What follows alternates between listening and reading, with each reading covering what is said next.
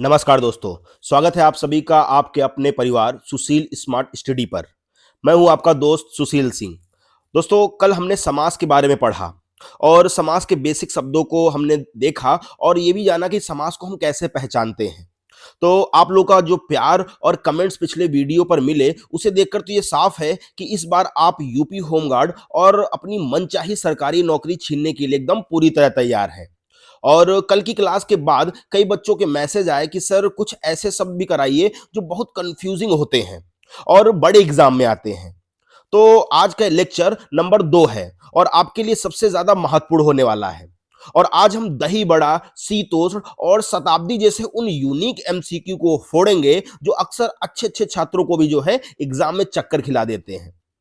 तो दोस्तों, याद रखना कि मैदान में हारा हुआ इंसान फिर से जीत सकता है, लेकिन मन से हारा हुआ इंसान जो है कभी नहीं जीत सकता। ये लाइन आप जरूर याद रखिएगा कि मैदान में हारा हुआ इंसान फिर से जीत सकता है, लेकिन मन से हारा हुआ इंसान जो है कभी नहीं जीत सकता। और अगर कल की क्लास में आपसे कुछ गलतियां हुई थी तो कोई बात नहीं, आज उन्हें सुधारने का दिन है। और आज हम हर सवाल की गुड एक्सप्लेनेशन और एक्स्ट्रा पॉइंट के साथ हम आपको हर एक सवाल बताएंगे जो कि आपको दूसरों से 10 नंबर आगे ले जाएंगे। तो आज की क्लास का हमारा टारगेट है समाज के उन अपवादों को खत्म करना जो सीधे पेपर में छपते हैं। तो अगर आपने अभी तक पेन और डायरी नहीं उठाई है तो फटाफट ले आइए। और हाँ, अगर आपने लेक्चर 1 नहीं देखा है तो इस क्लास के बाद उसे जरूर देख लीजिएगा। तो चलिए बिना अपना समय बर्बाद किए शुरू करते हैं आज का ये शानदार सेशन। और हाँ, वीडियो को लाइक कर दीजिए क्योंकि आज की क्लास बहुत ही स्पेशल होने वाली है। तो चलिए शुरू करते हैं आज का समास का दूसरा लेक्चर। और हाँ दोस्तों, ये अपने दोस्तों को जरूर शेयर करना तो बिल्कुल ना भूलना। तो चलिए शुरू करते हैं। तो हमारा आज का पहला प्रश्न है, लाभालाभ शब्द में कौन सा समास है? देखिए, लाभालाभ का अगर हम समास विग्रह करें तो इसका समास विग्रह होगा लाभ या आलाभ। और आप जानते हैं कि यहां लाभ और आलाभ जो है ये शब्दों के बीच में दीर्घ संधि हुई है, जिससे कि जो योजक चिन्ह है वो गायब हो गया है। और द्वंद्व समास के अंतर्गत जो है यह वैकल्पिक द्वंद्व समास का उदाहरण है। अगर आप इसे पहचानने की ट्रिक की बात करूं तो जब एक ही शब्द में दो विलोम शब्द जो है ये संधि के माध्यम से जुड़े हो तो वहां जो है द्वंद्व समास होता है। और साथ ही में कुछ छात्र जो है इसे अव्यय भाव समास समझ लेंगे क्योंकि इसमें योजक चिन्ह नहीं दिखता। लेकिन आप जानते हैं कि विग्रह करने पर जो है दो प्रधान और विरोधी पद आपके सामने आएंगे। जैसे अगर हम बात करें धर्माधर्म, तो धर्माधर्म होता है धर्म या अधर्म। वैसे ही शीतोष्ण की बात करें तो शीत या उष्ण। उसी तरह अगर हम कृष्णा अर्जुन की बात करें तो कृष्ण और अर्जुन। तो ये सभी आपके जो है बिल्कुल द्वंद्व समास के एग्जाम्पल हैं। तो इसका राइट आंसर होगा ऑप्शन नंबर बी, द्वंद्व समास। चलिए बढ़ते हैं अपने अगले प्रश्न की ओर। तो हमारा अगला प्रश्न है, चाय वाय या कपड़ा लत्ता शब्द में कौन सा समास है? देखिए, जब दो पद मिलकर अपने अर्थ के अलावा उस प्रकार के अन्य वस्तुओं का बोध कराएं या किसी समूह का बोध कराएं तो उसे समाहार द्वंद्व कहते हैं। और इसमें जो है अक्सर एक शब्द जो है सार्थक होगा और दूसरा जो है निरर्थक। मतलब एक शब्द का तो अर्थ होगा लेकिन दूसरे शब्द का कोई अर्थ नहीं होगा। जैसे हम दूसरे उदाहरण की बात करें तो घर द्वार, उसी तरह नमक मिर्च और दाल रोटी। तो इन सभी में जो है एक शब्द से सार्थक है लेकिन दूसरे का कोई अर्थ नहीं है, तो उसको हम बोलते हैं समाहार द्वंद्व। तो फिलहाल इस प्रश्न का राइट आंसर होगा ऑप्शन नंबर बी, समाहार द्वंद्व।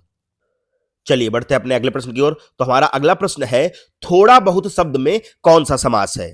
देखिए, थोड़ा बहुत शब्द की अगर हम बात करें और इसका समास विग्रह करें तो इसका समास विग्रह होगा थोड़ा या बहुत। और आप जानते हैं कि द्वंद्व समास के जो है 3 भेद होते हैं। पहला होता है इतरेतर द्वंद्व, दूसरा होता है वैकल्पिक द्वंद्व और तीसरा होता है समाहार द्वंद्व। इतरेतर द्वंद्व में जब हम इसका विग्रह करते हैं तो इसमें और शब्द आता है। जब हम वैकल्पिक द्वंद्व का जो है समास विग्रह करते हैं तो इसमें या अथवा आता है। साथ ही में जब हम समाहार द्वंद्व का जो है विग्रह करते हैं तो इसमें आदि या इत्यादि आता है। तो जैसे अगर हम बात करें कि थोड़ा और बहुत, तो थोड़ा बहुत का जब हम विग्रह करेंगे तो इसमें थोड़ा या बहुत आएगा। और जब दो पदों के बीच या और अथवा अथवा का आपको दिखे उसमें तो आप समझ जाइए कि वो वैकल्पिक द्वंद्व है। तो फिलहाल इस प्रश्न का राइट आंसर होगा ऑप्शन नंबर बी, वैकल्पिक द्वंद्व समास। चलिए बढ़ते हैं अपने अगले प्रश्न की ओर। तो हमारा अगला प्रश्न है, पाषाण हृदय शब्द में कौन सा समास है? देखिए, पाषाण हृदय कि अगर हम समास विग्रह करें तो पाषाण के समान हृदय है जिसका, मतलब जिन लोगों का हृदय जो है पत्थर के जैसा होता है तो अक्सर आप उसको निर्दयी बोलते हैं। तो यहां पाषाण के समान हृदय से हमारे मन में कोई तीसरा अर्थ आ रहा है और वो आ रहा है निर्दयी व्यक्ति। तो यदि अगर विग्रह केवल पत्थर के समान हृदय होता तो यहां जो है कर्मधारय होता, लेकिन यहां जो है पाषाण हृदय किसी व्यक्ति विशेष की जो है एक छवि को दर्शा रहा है। तो यहां पर जो है ये बहुब्रीहि समास होगा। और आपने पढ़ा है बहुब्रीहि समास में कि जब उपमान और उपमेय मिलकर जो है किसी तीसरे व्यक्ति का बोध करे तो वहां जो है बहुब्रीहि समास होता है।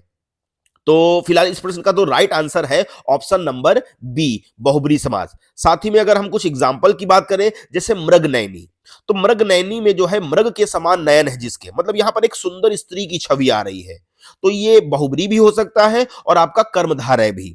उसी तरह जैसे कनफटा, तो कनफटे हैं जिसके, मतलब यहां पर एक विशेष, आप जानते हैं कनफटा किसे कहते हैं, भगवान विष्णु को।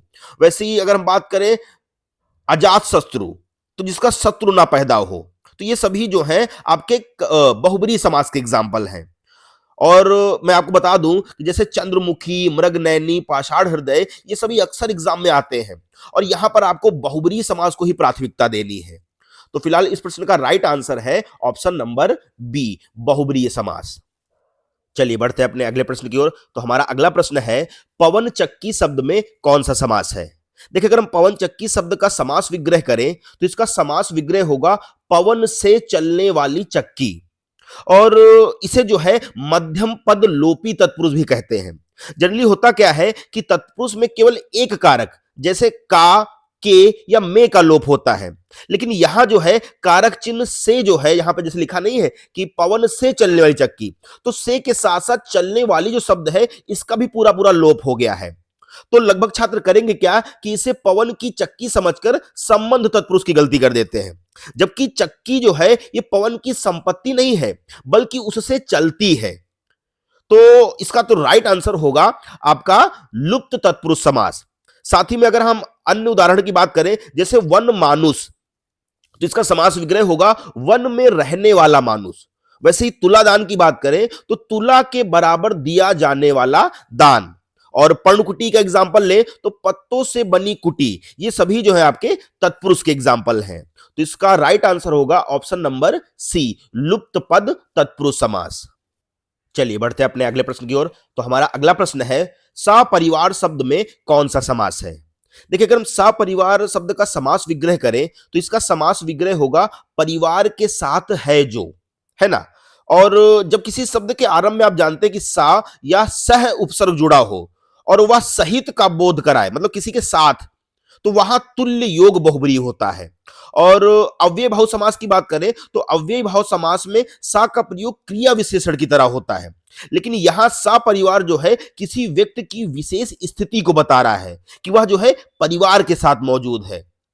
और अगर हम इसकी ट्रिक की बात करें कि आप इसको कैसे पहचानेंगे, तो अगर सा का अर्थ साथ निकलने और किसी व्यक्ति की ओर इशारा करे तो आंख बंद करके आपको बहुब्रीहि चुनना है। जैसे अगर हम अन्य एग्जांपल की बात करें तो सचेत, तो चेतन के साथ है जो। वैसे ही है सबल की बात करें तो सबल का अगर आप विग्रह करेंगे तो बल के साथ है जो। उसी तरह सदेह, तो ये सभी जो है आपके बहुब्रीहि समास के एग्जाम्पल हैं। तो फिलहाल इस प्रश्न का राइट आंसर होगा ऑप्शन नंबर बी, बहुब्रीहि समास। चलिए बढ़ते हैं अपने अगले प्रश्न की ओर। तो हमारा अगला प्रश्न है प्रापोग या प्राचार्य शब्द में कौन सा समास है। देखिए अगर हम प्राचार्य शब्द का समास विग्रह करें तो इसका समास विग्रह होगा प्रा मतलब होता है प्रगत, प्रगत है जो आचार्य, मतलब प्रा का मतलब है प्रगत है जो आचार्य। और जब किसी शब्द के आरंभ में जो है प्रा, परा, अत, नी जैसे उपसर्ग जो है ये किसी मेन शब्द जैसे श्रेष्ठ, बुरा या अधिक के अर्थ में जुड़ते हैं तो वहां जो है प्रादि तत्पुरुष होता है। और अव्यय भाव समास में जो है उपसर्ग केवल क्रिया विशेषण की तरह काम करता है, लेकिन यहां जो है उपसर्ग विशेषण की तरह काम कर रहा है। उदाहरण के लिए जैसे प्राचार्य है तो प्राचार्य का अर्थ है श्रेष्ठ आचार्य, है ना। और इसी तरह अगर हम बात करें प्रगति की तो प्रगति का विग्रह अगर करें तो आएगा प्रगत है जो गति। उसी तरह प्रपितामह का अगर हम विग्रह करें तो पितामह से भी श्रेष्ठ। और कुपुरुष का अगर करें तो बुरा है जो पुरुष। तो फिलहाल इस प्रश्न का राइट आंसर है ऑप्शन नंबर सी, प्रादि तत्पुरुष। और आप जानते हैं कि तत्पुरुष के भेद की अगर हम बात करें तो एक होता है प्रादि तत्पुरुष, मतलब जिसमें उपसर्ग प्रा वगैरह हो, जो कि किसी श्रेष्ठ विशेष भाव के लिए हो। साथ ही में नए तत्पुरुष, जहां नकारात्मकता का भाव आए और इसका जो उपसर्ग होगा वो आ या अन होगा, जो कि नकारात्मकता का भाव लाएगा। और एक होता है आपका अलूक तत्पुरुष, और आप जानते हैं कि अलूक तत्पुरुष के बारे में, तो अलूक तत्पुरुष में जो है विभक्ति का लोप ना हो, तो वो अलूक तत्पुरुष होगा। तो फिलहाल इस प्रश्न का राइट आंसर है ऑप्शन नंबर सी, प्रादि तत्पुरुष। चलिए बढ़ते हैं अपने अगले प्रश्न की ओर। तो हमारा अगला प्रश्न है 25 शब्द में कौन सा समास है। देखिए अगर हम 25 शब्द का समास विग्रह करें तो इसका समास विग्रह होगा 5 और 20। और यहां पर 90% छात्र जो है संख्या देखते ही इसे द्विगु समास लगा देते हैं, जो कि गलत है। द्विगु समास तो तब होता कि जब संख्या किसी समूह का बोध कराए, जैसे चौराहा। तो चौराहा में यहां 4 राहों का समूह, तो यहां समूह का भी बोध हो रहा है। और आप जानते हैं कि अगर 1 से 10 तक की संख्याएं और 10 से विभाजित होने वाली संख्याएं, जैसे 20 या 30 आदि, ये रूढ़ हो, लेकिन उनके बीच की संख्याएं जैसे 25, 68, 31, ये दो संख्याओं के योग से बनती है, और जहां विग्रह करने पर और आए तो वहां इतरेत्तर द्वंद्व होता है।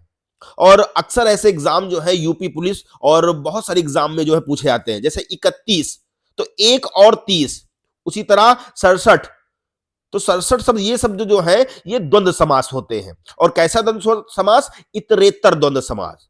तो इसका राइट आंसर होगा ऑप्शन नंबर बी, द्वंद्व समास। चलिए बढ़ते हैं अपने अगले प्रश्न की ओर। तो हमारा अगला प्रश्न है जलज शब्द में व्याकरणिक दृष्टि से मुख्य रूप से कौन सा समास है। देखिए अगर हम जलज शब्द का समास विग्रह करें तो इसका समास विग्रह होगा जल में जन्मने वाला। और देखिए एक बात याद रखिएगा कि अगर ऑप्शन में बहुब्रीहि समास हो तो बहुब्रीहि समास ही आपका सही आंसर होगा, क्योंकि जलज का जो अर्थ है वो कमल है। और अगर बहुब्रीहि नहीं है तो आप उपपद तत्पुरुष समास को टिक करेंगे। अब ये उपपद तत्पुरुष समास क्या होता है? तो देखिए उपपद तत्पुरुष समास वह समास है जिसका दूसरा पद जो है ये स्वतंत्र रूप से भाषा में प्रयोग नहीं हो सकता। जैसे कि जलज है तो जलज में जा का अर्थ है जन्म लेने वाला, लेकिन जा अकेले कोई पूर्ण शब्द नहीं है। और पहचान की बात करें इसको आप कैसे पहचानेंगे, तो देखिए ऐसे शब्द के अंत में अक्सर जा, दा, ज्ञा या कार जैसे प्रत्यय जुड़े होते हैं, तो आप तुरंत उसको जो है उपपद बहुब्रीहि तत्पुरुष समास समझ लेंगे। जैसे कुछ एग्जांपल की बात करें तो पंकज, तो पंकज में इसका तो विग्रह होगा पंक में जन्मने वाला। हालांकि इसका आंसर तो बहुब्रीहि है, लेकिन अगर बहुब्रीहि ना हो ऑप्शन में तो आप जो है उपपद तत्पुरुष समास को टिक करेंगे। तो फिलहाल इस प्रश्न का राइट आंसर है ऑप्शन नंबर सी, उपपद तत्पुरुष समास। चलिए बढ़ते हैं अपने अगले प्रश्न की ओर। तो हमारा अगला प्रश्न है गाली गलौच या लाठा लाठी शब्द में कौन सा समास है। देखिए अगर हम लाठा लाठी का समास विग्रह करें तो इसका समास विग्रह होगा लाठियों से जो लड़ाई हुई। और यहां लाठा लाठी का अर्थ जो है दो लाठियां नहीं है, बल्कि लाठियों से होने वाला युद्ध है। और जब शब्द से लड़ाई झगड़े या क्रिया के विनिमय का बोध हो तो उसे जो है व्यतिहार बहुब्रीहि कहते हैं। और अक्सर बच्चे यहां क्या करेंगे कि योजक चिन्ह देखा ही नहीं कि इसे द्वंद्व समास टिक कर दिया। लेकिन द्वंद्व में तो जो दोनों पद जो है ये स्वतंत्र संज्ञा होते हैं, जैसे लोटा डोरी, तो ये दोनों ही स्वतंत्र हैं। जबकि यहां जो है दोनों पद मिलकर एक विशेष क्रिया जैसे लड़ाई को दर्शा रहे हैं। जैसे हम बात करें बाता बाती, तो बातों से होने वाला झगड़ा, तो उसको बोलते हैं बाता बाती। वैसे धक्का मुक्की, वैसे मुक्का मुक्की, तो ये सभी जो है आपके बहुब्रीहि समास। और उसका जो भेद अगर पूछे कौन सा, तो व्यतिहार भेद है ना। तो इस प्रश्न का right answer option number C, बहुब्रीहि समास। चलिए बढ़ते हैं अपने अगले प्रश्न की ओर। तो हमारा अगला प्रश्न है लाल पीला शब्द में कौन सा समास है। तो अगर हम लाल पीला शब्द का समास विग्रह करें तो इसका समास विग्रह होगा जो लाल है जो पीला है। और अक्सर बच्चे जो है योजक चिन्ह देखकर इसे द्वंद्व समास समझ लेते हैं, लेकिन भाई साहब वो नहीं है, क्योंकि जब दोनों पद विशेषण हो और एक ही व्यक्ति या वस्तु की विशेषता बता रहे हो तो वहां जो है कर्मधारय समास होता है। तो इस प्रश्न का राइट आंसर होगा ऑप्शन नंबर सी, कर्मधारय समास। चलिए बढ़ते हैं अपने अगले प्रश्न की ओर। तो हमारा अगला प्रश्न है युधिष्ठिर शब्द में कौन सा समास है। देखिए तत्पुरुष समास आपने सुना होगा और पढ़ा भी है, तो जो अलूक तत्पुरुष है, इसमें दो मुख्य उदाहरण सबसे ज्यादा एग्जाम में पूछे जाते हैं। एक तो आपका है युधिष्ठिर और दूसरा आपका है मनसिज। अगर हम युधिष्ठिर के समास विग्रह की बात करें तो इसका समास विग्रह होगा युद्ध में स्थिर रहने वाला। वैसे ही मनसिज की बात करें तो मनसिज का समास विग्रह होगा मन में जन्म लेने वाला। और ये दोनों ही जो है अलूक तत्पुरुष के सबसे मुख्य एग्जाम्पल्स हैं। तो इसका राइट आंसर होगा ऑप्शन नंबर बी, अलूक तत्पुरुष समास। चलिए बढ़ते हैं अपने अगले प्रश्न की ओर। तुम्हारा अगला प्रश्न है दही बड़ा शब्द में कौन सा समास है। देखिए, अगर दही बड़ा शब्द का हम समास विग्रह करें तो इसका समास विग्रह होगा दही में डूबा हुआ बड़ा। और आपने कारक पढ़ा है तो आपने पढ़ा होगा कर्ता ने कर्म को करण से संप्रदान के लिए अधिकरण में पय पर। तो अधिकरण यहां पर जो है, अधिकरण का जो विभक्ति है में, तो यहां में का लोप हो रहा है। तो इसका राइट आंसर होगा ऑप्शन नंबर सी, अधिकरण तत्पुरुष समास, या इसको आप तत्पुरुष समास भी बोल सकते हैं। चलिए बढ़ते हैं अपने अगले प्रश्न की ओर। तुम्हारा अगला प्रश्न है अनादि शब्द में कौन सा समास है। तो अगर हम अनादि शब्द का समास विग्रह करें तो इसका समास विग्रह होगा ना आदि, मतलब जिसका कोई आदि या जिसका कोई आरंभ ना हो। और जिस समास का जो पहला पद है वो निषेधात्मक हो या नकारात्मकता का बोध कराए तो वो जो है नए तत्पुरुष होता है। और इसकी पहचान के लिए सीधा सा है कि शब्द के आरंभ में आपको आ, अन, ना, गैर या ला जैसे जो है नकारात्मक उपसर्ग जो है देखने को मिलेंगे। तो फिलहाल इस प्रश्न का राइट आंसर है ऑप्शन नंबर बी, नए तत्पुरुष। चलिए बढ़ते हैं अपने अगले प्रश्न की ओर। तो हमारा अगला प्रश्न है हाथों हाथ शब्द में कौन सा समास है। तो अगर हम हाथों हाथ शब्द का समास विग्रह करें तो इसका समास विग्रह होगा हाथ ही हाथ में। और लगभग बच्चे क्या करेंगे कि योजक चिन्ह देखा ही नहीं कि द्वंद्व समास पर टिक कर देते हैं, लेकिन ये बिल्कुल गलत है। क्योंकि जब एक ही शब्द की पुनरावृत्ति होती है, मतलब एक ही शब्द बार बार आता है, तो वहां जो है अव्ययी भाव समास होता है। और इसे पहचानने का सीधी सी ट्रिक है कि अगर दोनों शब्द जो है अलग या विलोम हो, जैसे हार जीत, माता पिता, तो वह द्वंद्व समास होगा, है ना। अगर दोनों शब्द अलग अलग हो तो उसे आप द्वंद्व समास समझिएगा। लेकिन अगर दोनों शब्द एक ही जैसे हो, जैसे रातों रात, कानों कान या पल पल, तो वो जो है हमेशा अव्ययी भाव समास होगा। तो फिलहाल इस प्रश्न का राइट आंसर है ऑप्शन नंबर बी, अव्ययी भाव समास। चलिए बढ़ते हैं अपने अगले प्रश्न की ओर। तो हमारा अगला प्रश्न है पथ भ्रष्ट शब्द में कौन सा समास है। तो अगर हम पथ भ्रष्ट शब्द का समास विग्रह करें तो इसका समास विग्रह होगा पथ से भ्रष्ट, मतलब रास्ते से अलग हो जाना। और आप जानते हैं कि अगर से विभक्ति का प्रयोग जो है जब अलगाव दिखाने के लिए हो तो वहां जो है अपादान तत्पुरुष होता है। और यहां जो है व्यक्ति अपने मार्ग से भटक कर उससे अलग हो रहा है, मतलब यहां अलगाव दिखाया जा रहा है। जैसे अगर हम उससे दूसरा एग्जांपल लें तो आप कह सकते हैं जैसे देश निकाल, तो इससे भी जो है यहां अपादान तत्पुरुष होगा, क्योंकि यहां अलगाव की बात हो रही है। देश से निकाल, तो जो से विभक्ति है वो अलगाव के लिए हो तो वो अपादान तत्पुरुष होगा। तो इस प्रकार इसका राइट आंसर है ऑप्शन नंबर सी, अपादान तत्पुरुष समास। चलिए बढ़ते हैं अपने अगले प्रश्न की ओर। तो हमारा अगला प्रश्न है चतुर्भुज शब्द में कौन सा समास है। तो अगर हम चतुर्भुज समास का समास विग्रह करें तो इसका समास विग्रह होगा चार हैं भुजाएं जिसकी, अर्थात यहां पर भगवान विष्णु की ओर आपका इशारा जा रहा है। तो आप जानते हैं कि अगर दो शब्द जो हैं मिलकर किसी तीसरे विशेष अर्थ की ओर संकेत करते हैं तो वहां जो है बहुब्रीहि समास होता है। और अगर ऑप्शन में बहुब्रीहि समास ना हो तब आप इसको द्विगु समास चुनेंगे। लेकिन ऑप्शन में अगर बहुब्रीहि समास है तो आपको बहुब्रीहि समास को प्राथमिकता देनी है। तो इस प्रकार आपका राइट आंसर है ऑप्शन नंबर बी, बहुब्रीहि समास। चलिए बढ़ते हैं अपने अगले प्रश्न की ओर। तो हमारा अगला प्रश्न है लंबोदर शब्द में कौन सा समास है। तो लंबोदर शब्द का जो समास विग्रह होगा वो होगा लंबा है उदर जिनका, मतलब गणेश जी की बात हो रही है। और अगर लंबा एक विशेषण है और उदर एक विशेष्य है तो वहां भाई साहब और आपके मन में या दोनों शब्द मिलकर जो है तीसरे अर्थ की ओर संकेत करें तो वहां जो है बहुब्रीहि समास होगा। और मैंने आपको बताया कि ये बहुब्रीहि समास जो है ये पर्यायवाची शब्द होते हैं। तो जहां पर भी आपको लगे कि ये पर्यायवाची शब्द है, जैसे पीतांबर, दशानन, चक्रपाणि, तो ये सभी जो है ये पर्यायवाची शब्द हैं। और जहां भी पर्यायवाची शब्द आपको दिख जाए तो समझ जाइए वो बहुब्रीहि समास है। तो यहां लंबा है उदर का अर्थ है गणेश जी, तो ये गणेश जी की ओर संकेत कर रहा है, तो ये आपका बहुब्रीहि समास होगा। तो इस प्रश्न का राइट आंसर है ऑप्शन नंबर बी, बहुब्रीहि समास। चलिए बढ़ते हैं अपने अगले प्रश्न की ओर। तो हमारा अगला प्रश्न है शीतोष्ण शब्द में कौन सा समास है। तो अगर हम शीतोष्ण शब्द का समास विग्रह करें तो इसका समास विग्रह होगा शीत या उष्ण। और यहां शीतोष्ण जो है ये दो विपरीत शब्दों शीत और उष्ण से बना है। तो यहां पर जो है वैकल्पिक द्वंद्व समास होगा। और अक्सर बच्चे सोचते हैं कि द्वंद्व समास में हमेशा योजक चिन्ह लगा होता है, जैसे माता पिता।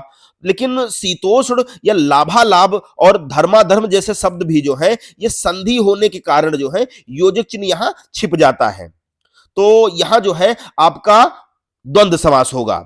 और पहचानने का सीधा सा ट्रिक है कि जहां दो पद जो है एक दूसरे के विलोम हो और विग्रह करने पर जो है या शब्द जैसा आ जाए तो वहां आपका द्वंद्व समास होगा। तो यहां पर शीतोष्ण में जो है शीत या उष्ण आ रहा है और जहां भी या आ जाए तो वो जो है वैकल्पिक द्वंद्व होगा।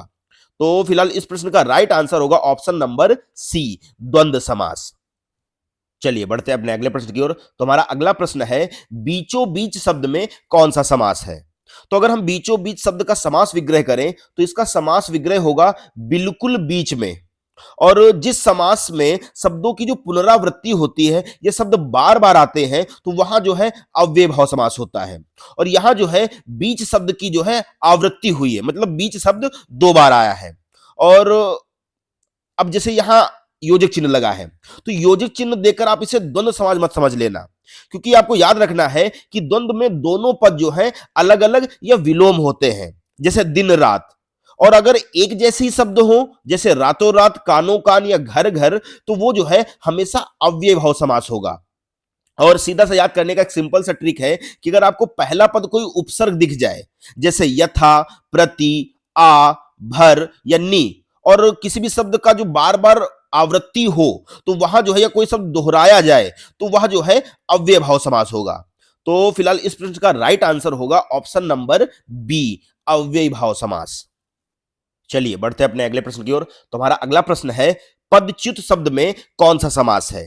तो अगर हम पदच्युत शब्द का समास विग्रह करें तो इसका समास विग्रह होगा पद से च्युत, मतलब इसका अर्थ है कि पद से अलग हो जाना।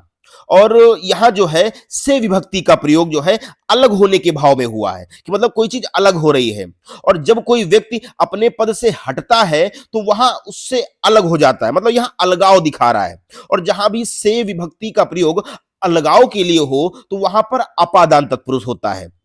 जैसे अगर हम बात करें कि इसको आप कैसे पहचानेंगे, तो जहां भी भय, रक्षा, अलगाव या तुलना का भाव आए और से चिन्ह आए तो वहां जो है अपादान तत्पुरुष होता है। साथ ही में से का प्रयोग जो है जुड़ने या साधन के रूप में होता है, जैसे हस्तलिखित, हाथ से लिखित, तो वहां जो है करण तत्पुरुष होगा। आप कंफ्यूज मत होना, अगर से का उपयोग किसी साधन या किसी के जुड़ाव के लिए हो तो वहां करण तत्पुरुष होगा। लेकिन अगर से का विभक्ति का प्रयोग अलगाव के लिए हो रहा हो, जैसे ऋण मुक्त, तो ऋण से मुक्त, यहां ऋण से मुक्त होने की बात हो रही है, अलगाव की बात हो रही है। या पथ भ्रष्ट, पथ से भ्रष्ट, मतलब पथ से अलग होने की बात हो रही है, तो वहां पर जो है आपका अपादान तत्पुरुष होगा। तो फिलहाल इस प्रश्न का राइट आंसर होगा ऑप्शन नंबर सी, अपादान तत्पुरुष। चलिए बढ़ते हैं अपने अगले प्रश्न पर। तो हमारा अगला प्रश्न है धर्माधर्म शब्द में कौन सा समास है। तो अगर हम धर्माधर्म शब्द का समास विग्रह करें तो इसका समास विग्रह होगा धर्म या अधर्म। और अभी मैंने इससे पहले आपको बताया कि जहां भी या आपको दिख जाए तो वहां जो है वैकल्पिक द्वंद्व समास होगा। और यहां जो है धर्माधर्म दो विपरार्थक शब्दों धर्म और अधर्म से बना है। और जिस समास में दोनों पद प्रधान हो और विग्रह करने पर या अथवा या और आ जाए तो वहां द्वंद्व समास होगा। और द्वंद्व समास के मैंने आपको तीन भेद बताए हैं, तो उनमें से अगर या आपको बीच में दिख जाए कि जब आप विग्रह करें तो बीच में या आ रहा हो, जैसे धर्माधर्म, धर्म या अधर्म, तो अगर या आ जाए तो वहां आपका वैकल्पिक द्वंद्व समास होगा। तो जैसे और एग्जांपल्स की बात करें, जैसे लाभालाभ, लाभ या अलाभ, वैसे शीतोष्ण, शीत या उष्ण, तो यहां जो है ये या शब्द आ रहा है और यही या शब्द जो है ये संधि होने के कारण जो है योजक चिन्ह छिप जाता है। तो फिलहाल यहां वैकल्पिक द्वंद्व होगा, लेकिन यहां पर वैकल्पिक तो है नहीं लेकिन द्वंद्व तो है ही, आपको दिख गया, तो इसका राइट आंसर होगा द्वंद्व समास। चलिए बढ़ते हैं अपने अगले प्रश्न की ओर। तो हमारा अगला प्रश्न है लाल लाल शब्द में कौन सा समास है। तो अगर हम लाल लाल शब्द का समास विग्रह करें तो इसका समास विग्रह होगा लाल है जो लाल। मतलब आमतौर पर यहां बच्चे सोचते हैं कि जहां शब्दों की पुनरावृत्ति हो वहां जो है अव्यय भाव समास होता है, जैसे धीरे धीरे। लेकिन नियम भी कुछ और है, नियम भी आपको याद रखने हैं कि अगर पुनरावृत्ति शब्द जो है वो विशेषण हो तो वहां जो है कर्मधारय समास होगा। और यहां जो है लाल एक रंग है, मतलब ये रंग की विशेषता है। और जब विशेषता को जो है और अधिक गहरा या प्रभावी दिखाने के लिए दोहराया जाता है तो वहां जो है कर्मधारय समास होता है। जैसे अगर हम बात करें मीठा मीठा, तो ये आपका कर्मधारय समास है। तो फिलहाल इस प्रश्न का राइट आंसर है ऑप्शन नंबर सी, कर्मधारय समास। द्वंद्व आप बिल्कुल मत कीजिएगा क्योंकि ये आपको दिख रहा है कि यहां योजक चिन्ह है, तो वो द्वंद्व बिल्कुल नहीं होगा। ये आपका होगा right answer option number C, कर्मधारय समास। चलिए बढ़ते हैं अपने अगले प्रश्न की ओर। तो हमारा अगला प्रश्न है पॉकेट मार शब्द में कौन सा समास है। तो अगर हम पॉकेट मार शब्द का समास विग्रह करें तो इसका समास विग्रह होगा पॉकेट को मारने वाला।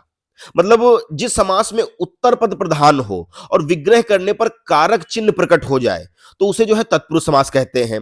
और यहां जो है को विभक्ति का लोप हो रहा है, मतलब पॉकेट मार, पॉकेट को मारने वाला।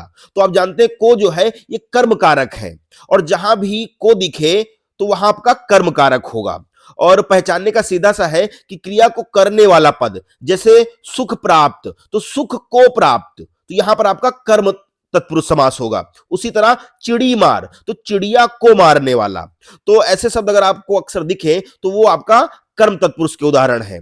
तो और हाँ, एक चीज और याद रखिएगा कि अगर शब्द के अंत में मार, धर, कार या ज्ञा जैसे प्रत्यय आए तो वहां जो है प्रायः उपपद तत्पुरुष समास होता है। तो फिलहाल इस प्रश्न का राइट आंसर है ऑप्शन नंबर बी, कर्म तत्पुरुष समास। चलिए बढ़ते हैं अपने अगले प्रश्न की ओर। तो हमारा अगला प्रश्न है नास्तिक शब्द में कौन सा समास है।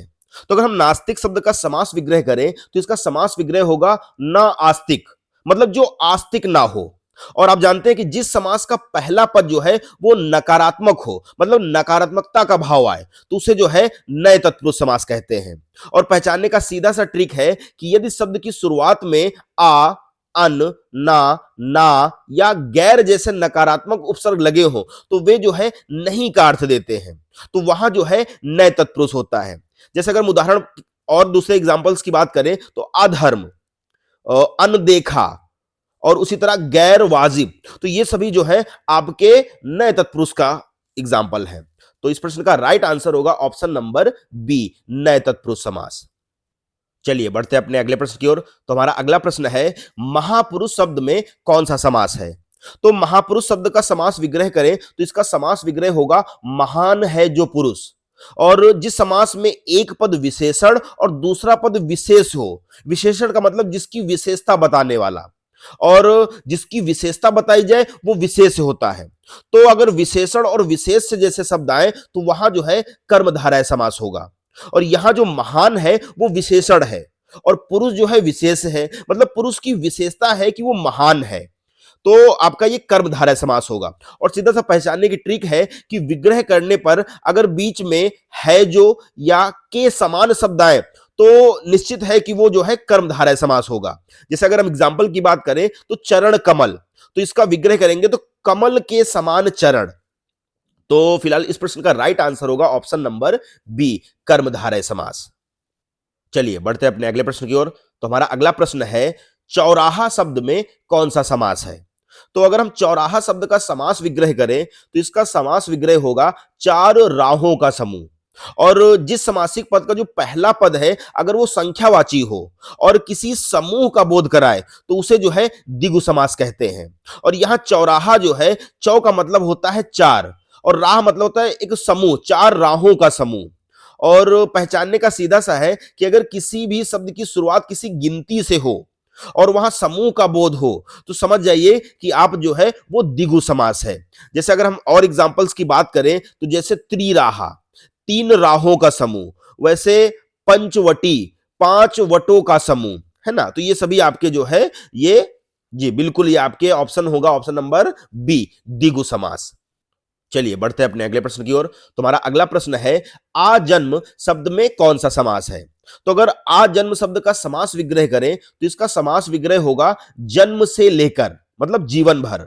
और जिस समास का पहला पद जो है वो अव्यय या उपसर्ग हो और वही पद प्रधान भी हो तो उसे अव्ययी भाव समास कहते हैं। और यहां आ जो है एक उपसर्ग है जो पूरे पद को अव्यय बना देता है।